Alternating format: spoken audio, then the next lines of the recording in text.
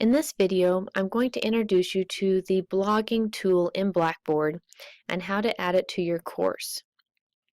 And then I'm going to briefly mention a few ways that you can use the blogging tool.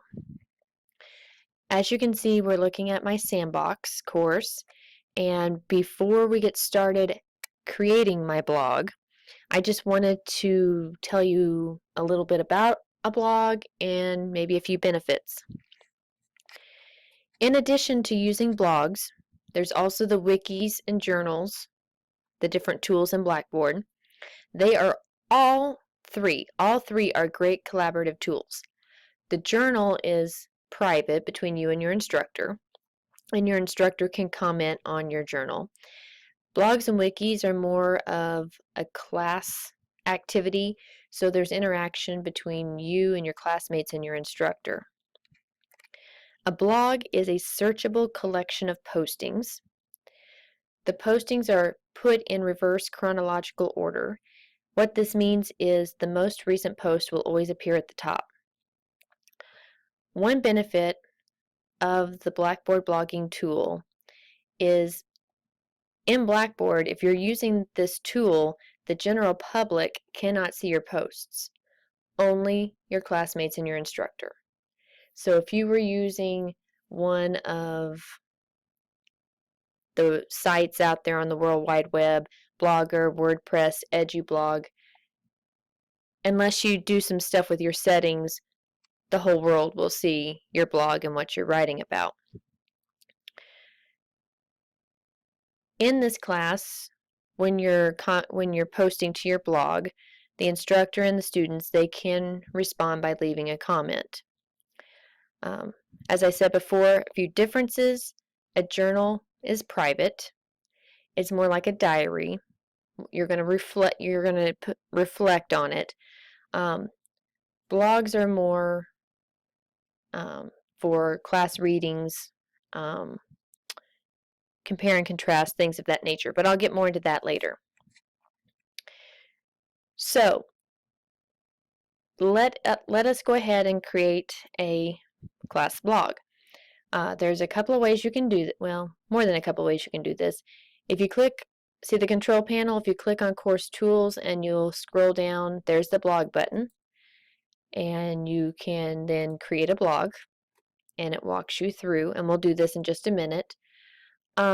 If you wanted to click on your lessons button and go into the particular lesson folder, you can go to tools and go to blogs that way. There is no blog created that I can link to, so we would go through and create a new blog. Same screen as if you were doing it under course tools. But as you can see, I've got a wiki button already in my course.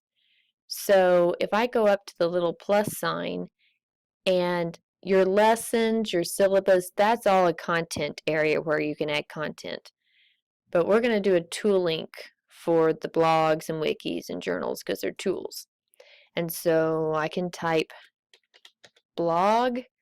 I'll hit the drop down and select blogs. I'll go ahead and put an S on that. I'm going to make it available to my students, and I'll hit submit. And as you can see, it puts it at the bottom of your course menu, and you can drag it to wherever you'd like to go. And then if I click on the blog button, again, it takes me back to what we saw when we were down here under course tools. So let's go ahead and create a blog. I'm just going to call mine a test blog for right now. In the instruction box, make sure you have clear guidelines and expectations when using the blogs. So be very specific with your instructions, what you're wanting them to do, the due dates, the points possible. Even before you assign the blog, I know you all might not be English teachers. They're not writing a research paper, but it's good to take a couple of minutes and maybe touch on some basic grammar, just to help them along. So we've got the name up here, which is my test blog. You can name it whatever you want. In here we've got clear, concise, specific instructions. We want the blog available to our students. I very rarely ever use the restriction dates, unless it's for a quiz or an exam, and then I have that disappear at the deadline. So I'm just, for my assignments, they stay available during the whole semester, so I'm just going to leave my blog available. Down here, you've got individual to students, and you've got course. And that's one thing, individual blogs. You could, in a way, provide an individual blog to everybody. With the individual blog, only that student can do the posting. The classmates can comment. I think it's good just to go ahead and make it a course blog to where all students can post and then everyone can comment. I'm going to deselect this box where it says allow anonymous entries because you're going to eventually assign points and you're going to be grading and you'll want to see who posted where and to give them points. Monthly and weekly indexing. Serious blogsters out there, they blog quite a bit. And right now, we're in summer, we're 8 weeks. It's entirely up to you whether you want to have, and whether your settings are weekly or monthly. I usually just leave them on monthly. Allow users to edit and delete entries. Allow users to delete comments.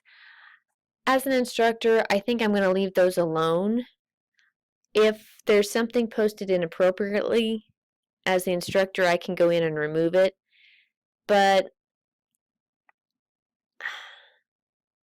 at the same time, I can understand if a student has a misspelling and they want to edit it.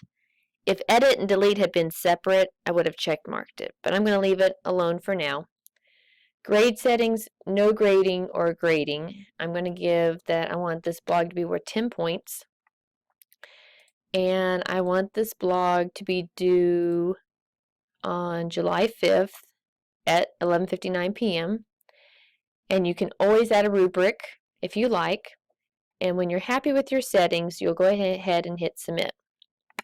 Now, you see that your blog has been created, but it's just created. It hasn't been put anywhere yet, because if I was to go to my lessons and into my lesson 1, as you're scrolling, there is no blog.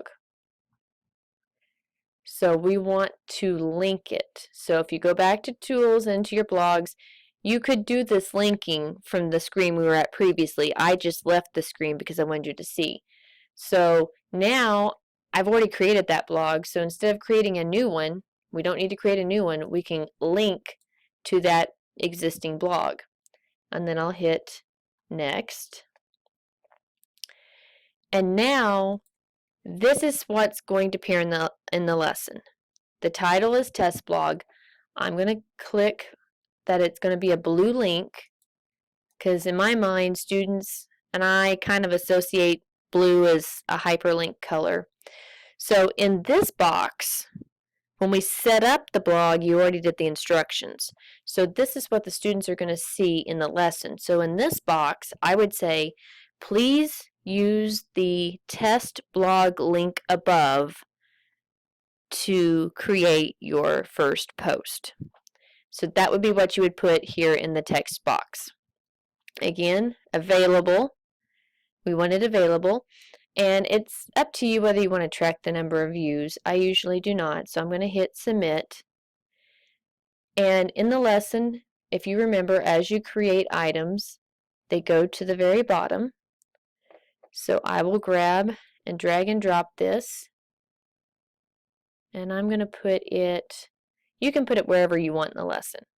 Now, as you can see, all of my items, there's text underneath the heading. So if I had typed in that box, please use the link above, you would have seen those words right here. Please use the link above, but I didn't type that in. So when a student clicks on test blog, This is the screen it takes them to, where it says right here, this is completely empty. That is where your instructions would have appeared if we had typed in instructions. And then your students will go in and create a blog entry. And they'll title their blog, they'll post their, so test entry, and I'll just put this is a test. And they can browse and attach files, they can do video from their webcam, images, multimedia, everything that they can do with other tools they can do with the blog. And then I'm going to post my entry, and as you can see, there's my entry. And so anyone in the class then can click on this comment button and reply to my post. So it's that easy. And before we conclude with this video, I just wanted to go back and kind of say that, as I've been reviewing courses this summer, one instructor in particular was using journals and blogs in her English course. And again, to tell you, kind of to summarize, journals are private. They're just between the student and the instructor. And then blogs are more of a class effort. And so with her course, she was doing more having them read some literary works. She was having them read poems. So with her blog, they were comparing and contrasting, giving similarities and differences between some of the literary works they were reading. She was having them analyze the stories. She was having them analyze poems, giving and stating their opinions. That was all done with the blog. Other ways you can do it is you can have like a current affairs blog if you're working with your course. Again, journals are private.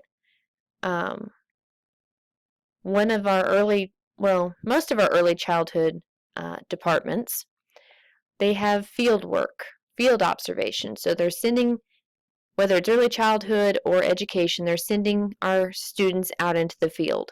And they're observing, whether it's preschool, elementary, junior high, high school, they're observing. So they are doing it in a journal, just with them and the teacher, just reflecting on their thoughts. The instructors are giving some writing prompts, but they're also opening it up to them to be free to write how they feel. My English instructor was also having them look at stories they were reading, and in the journals telling her what the symbolism was, what the plot, the theme, and she was having them do that with journals. So I hope you were able to learn something from this video today. And if you have any questions about blogs or how to use them or how to put them in your course, please don't hesitate to contact OTC Online at online@otc.edu. Thank you.